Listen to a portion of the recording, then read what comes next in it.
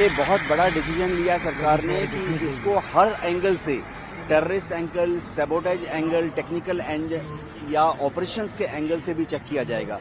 ये भी चेक किया जाएगा क्या इसमें कोई तकनीकी या पायलट्स एरर एंगल था।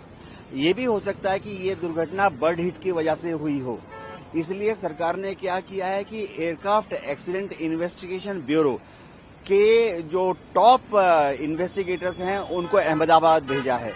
से कॉकपिट वॉइस रिकॉर्डर भी मिल गया है, अब उसकी भी समीक्षा की जाएगी। इसी तरह से एयर ट्रैफिक कंट्रोल में एक बहुत बड़ा टेप रिकॉर्डर होता है जो कि डिजिटली लगातार 12 घंटे 24 घंटे तक पायलट और एयर ट्रैफिक कंट्रोल में क्या बातचीत हुई है उसको रिकॉर्ड करता है। इसके अलावा वहां पर जो हवाई जहाज के अवशेष हैं, खासतौर से वह वाला हवाई जहाज का हिस्सा जिसमें कोई फेलियर का डाउट है, जैसे कि इंजन, दोनों इंजन एक साथ चले गए, तो हो सकता है फ्यूल कंटामिनेशन हो। तो ये लोग वहां जाकर जो फ्यूल है, एविएशन टरबाइन फ्यूल, उसके सैंपल भी लेंगे।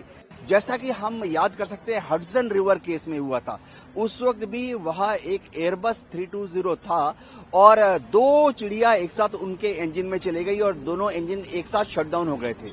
लेकिन वहां पर पायलट को सामने ही नदी दिखाई दी, हडसन रिवर, उसने वहां फोर्स लैंडिंग कर ली, तो काफी सारे पैसेंजर्स और क्रू की जान बच गई थी। उसमें फर्स्ट 6 लोगों का रिजल्ट आ गया है।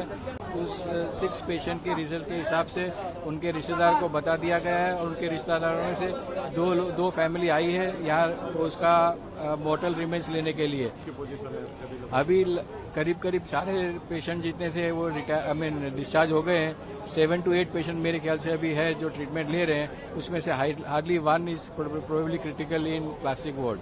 जो एक लकी आदमी था जिसको बिल्कुल प्लेन में से बच के निकला है, he is safe and stable. उसकी सारवार चल रही है और उसको जब तक रहना होगा यहाँ पर रह सकेगा, वो संपूर्ण स्वस्थ हो जाएगा, उसके बाद उसको डिस्चार्ज किया जाएगा। Usually it is set 72 hours में हम कर सकते हैं, पर यहाँ आप एक चीज सोचिए कि 248 क्रॉस मैच करने का है, तो उस हिसाब से 2-3 दिन लगेंगे अभी भी मेरे ख्याल।